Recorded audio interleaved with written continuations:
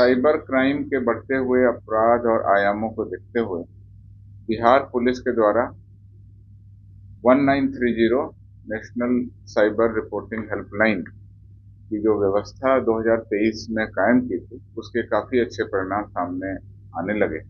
और साथ ही साथ बिहार पुलिस द्वारा सभी जिलों में जो विशिष्ट साइबर थाना की गठन किया गया, उसके बाद भी हमारे यहाँ साइबर क्षेत्र में जो अपराध हैं उस पर बहुत अच्छी प्रगति हुई है। इस संदर्भ में आपको बता दें कि 2023 से ही हम लोगों ने ये 24/7 1930 कॉल सेंटर जो इस्टेब्लिश किया, उस पर लगातार कॉल आ रही है और कॉल की जो रिपोर्टिंग है और जो कॉल को आंसर करने की हमारी जो एबिलिटी है वह 99% से भी अधिक है, देश में सबसे अच्छी है। कॉल रिपोर्टिंग और कंप्लेंट जो दर्ज की गई उसके आधार पर बिहार 10वें स्थान पर है और जो एफआईआर दर्ज हो रही है, एफआईआर दर्ज करने की जो हमारी एबिलिटी है और जो क्षमता है, उसमें बिहार अभी 8वें स्थान पर है। रिफंड दिलाने में जो लोगों का पैसा हम लोग होल्ड कराते हैं फिर रिफंड कराते हैं, उसमें 11वें स्थान पर। और मनी जो हमने होल्ड करा दी है उसका आंकड़ा जो है दिसंबर तक का, उसमें 13वें स्थान पर है। और लगातार बिहार टॉप 10 राज्यों में कुल मिलाकर के शामिल हो गया है, जो साइबर की नई नई चुनौतियों से लड़ने के लिए, उनसे मुकाबला करने के लिए, नागरिकों को सुरक्षित रखने के लिए आगे बढ़े। तो टॉप 10 में हम पहुंच गए।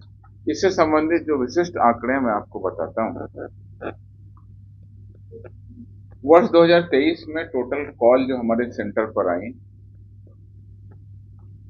13,09,044। उसमें फाइनेंशियल फ्रॉड, जिसमें हम लोगों के पैसे होल्ड कराते हैं, वह हेल्पलाइन में आई टोटल 40,017 फाइनेंशियल फ्रॉड के। बाकी कई सारी शिकायतें कई लोगों ने जानकारी प्राप्त करने के लिए, कई लोगों ने अन्य प्रकार के अपराधों के लिए दी थी। तो हम ये मान सकते हैं कि 40,017 हमारे पास फाइनेंशियल फ्रॉड की शिकायतें आई। उसमें सबसे महत्वपूर्ण बात यह है कि अब बिहार के लोगों में जागरूकता फैल रही है और इसमें सबसे बड़ा योगदान आप सभी मीडिया चैनल का। जो 1930 के हेल्पलाइन पे लोगों ने कॉल किया वो संख्या थी 27,871। 40,017 में से 27,871 लोगों ने 1930 को कॉल किया और 12,146 यानी एक आधे से भी थोड़ा सा कम ऐसे लोगों ने स्वयं पोर्टल पर जा करके और अपनी एंट्री और शिकायत दर्ज कराई। ये भी बहुत बड़ी चीज है। जैसा कि हम बोलते हैं www.cybercrime.gov.in आपका जो प्लेटफॉर्म है, उस पर शिकायतकर्ता स्वयं भी जाकर के अपनी शिकायत दर्ज करा सकते हैं और 1930 को कॉल करके भी शिकायत दर्ज करा सकते हैं। तो कुल, मैं फिर से बता रहा हूँ, कुल 40,017 शिकायतें, 1930 हेल्पलाइन पर कॉल आई 27,871 और शिकायतकर्ता द्वारा स्वयं दर्ज कराई गई 12,146। 13,09,044 ये टोटल कॉल जो लैंड की, जो सिस्टम में कॉल पिकअप हुई, कई सारी कॉल 1930 पे। इसमें बहुत सारी कॉल अन्य मामलों की, अन्य चीजों की, कई लोग टेस्ट के लिए कॉल करते हैं कि क्या आप लोग आंसर करेंगे, कोई सारी क्वेरी करते हैं। जो फाइनेंशियल फ्रॉड की शिकायत थी 40,000। इसमें हम लोगों ने जांच कराई, बहुत सारे मामलों में एफआईआर भी दर्ज की और 1692 एफआईआर दर्ज हुई है। ये एफआईआर का आंकड़ा अभी बढ़ेगा क्योंकि बहुत सारी एफआईआर अभी 1930 के प्लेटफॉर्म पर इंटीग्रेट नहीं हो पाई। वो हमने दर्ज किए हैं, वो हमारे CCTNS प्लेटफॉर्म पर है। तो 1690 हमारी एफआईआर इसमें दर्ज कराई गई।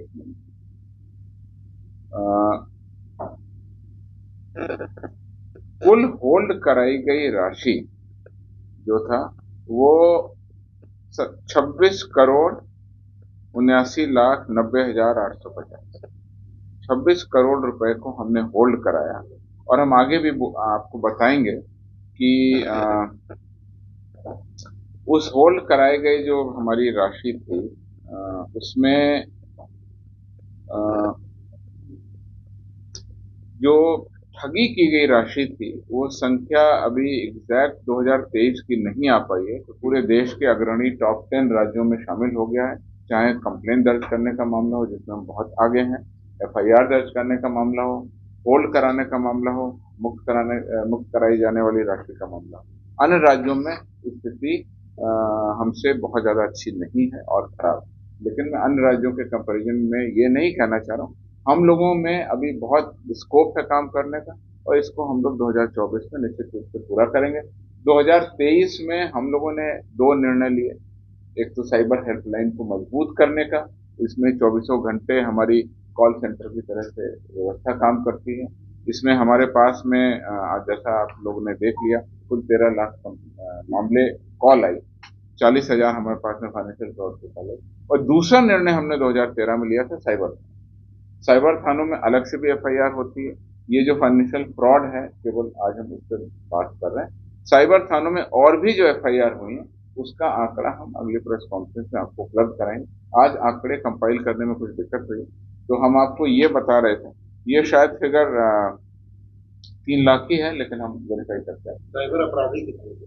वो हम आपको फिगर बता सर, सबसे ज्यादा किस मामले वो भी हम आपको, आपकी चिंता स्वाभाविक है।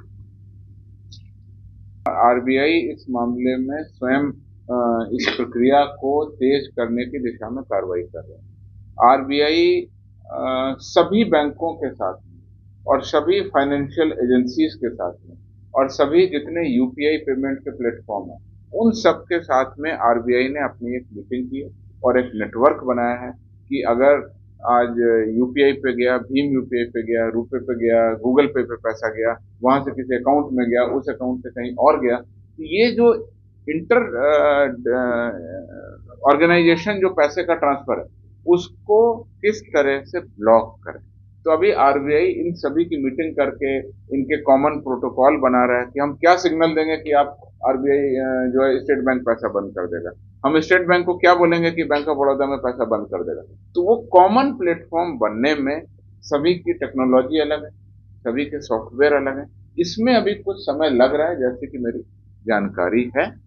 वो जैसे ही प्लेटफॉर्म बन जाएगा, उसके बाद फिर अलग अलग एजेंसी हैं, जैसे बिहार में 44 साइबर थाने हो गए हैं, एक हमारा साइबर थाना ईओयू में है। ये 45 किस नोडल एजेंसी से कहेंगे कि पैसा रोको, आप समझ रहे ना। ये बहुत तरह के कोऑर्डिनेशन की दिक्कतें हैं, लेकिन उन कोऑर्डिनेशन की दिक्कतों के बावजूद हम लोगों ने इतने सारे पैसे अभी होल्ड करा लिए, और अब वापस दिलाने की दिशा में भी हम कार्रवाई कर रहे हैं। As and when central government की सारी एजेंसीज और सारे जो रेगुलेटरी बॉडीज हैं, एनसीपीआई है और जो बाकी आरबीआई है, वो सारी एजेंसी जब एक साथ एक प्लेटफॉर्म पे आ जाएंगी, तो निश्चित रूप से कोर्ट के एक आदेश पर न केवल पैसा ब्लॉक होगा, बल्कि उसमें किस तरह के आइडेंटिफिकेशन की जरूरत है। कई बार विक्टिम अलग अलग जगहों पे रह करके एफआईआर दर्ज कराते हैं, फिर पैसा लेने के लिए उनको कहाँ पे आना है, ये बहुत सारी चीजें हम लोग साइबर क्षेत्र में बहुत तेजी से काम करके लोगों को राहत दिलाने की दिशा में काम करते हैं। I4C के कोऑर्डिनेशन के तहत एक रीजनल कोऑर्डिनेशन मैकेनिज्म बनी हुई है, जिसमें बिहार, झारखंड और यूपी के जो बॉर्डरिंग एरिया हैं, जहाँ पे साइबर क्राइम ज्यादातर प्रकाश में आते हैं, उन पर लगातार छापेमारी करते हुए और दो एजेंसीज के आपस में कोऑर्डिनेशन का जो मैकेनिज्म है, वो बिहार में डेवलप हो गया, झारखंड में डेवलप हो गया। उसकी लगातार बैठकें हम लोग करते हैं, और उसके लिए एक स्पेशल फोकस ग्रुप बनाया गया है, जो कि झारखंड के कुछ जिले जैसे जामताड़ा इत्यादि, और बिहार के कुछ जिले जिसमें नवादा, शेखपुरा, नालंदा बॉर्डरिंग इलाका है, वहां पर जो इस तरह के अपराधी गैंग हैं, उनको चिन्हित करके उस पर कार्रवाई करते हैं। चूंकि साइबर क्राइम निश्चित रूप से लोकल क्राइम नहीं, ये एक जुरिस्डिक्शन से बाहर का क्राइम है। शायद ही आपने कोई ऐसा साइबर क्राइम देखा हो जिसमें अपराधी भी उसी जिले के हों, उसी थाना के हों, और विक्टिम भी उसी थाने के। सामान्यतः ये देखा जाता है कि बाहर के राज्यों में होने वाली ठगी के तार बिहार से अगर जुड़ते हैं, तो बिहार राज्य में होने वाले लोगों के साथ में जो ठगी है, उसके तार बिहार के बाहर मध्य प्रदेश, राजस्थान, जो ये मेवात का इलाका है, हरियाणा का, और वहां के राज्यों से जुड़ते हैं। कई बार अंतर राज्यीय पुलिस टीम बनती है और वो कार्रवाई करती है। कई बार दूसरे राज्यों की पुलिस टीम हमारे यहाँ आती है और वो गिरफ्तार करती है, हम लोग उनसे पूछताछ करते हैं, और कई बार हमारी टीम भी बाहर जा करके वहां कार्रवाई करती है। तो ये सब हमारे साइबर कोऑर्डिनेशन का ही नतीजा है, हम लोग इस पर कार्रवाई कर रहे हैं। धीरे धीरे अब टेक्नोलॉजी ऐसी बढ़ रही है और टेक्नोलॉजी का हम लोग उपयोग कर रहे हैं कि अगर कोई भी पैसा कहीं पर जाएंगे तो वहां पर हमको ब्लॉक करने की सुविधा अगर उपलब्ध हो जाएगी तो निश्चित रूप से अपराधियों को उसमें कोई सक्सेस नहीं मिलेगा और इस तरह से क्राइम कम होगा।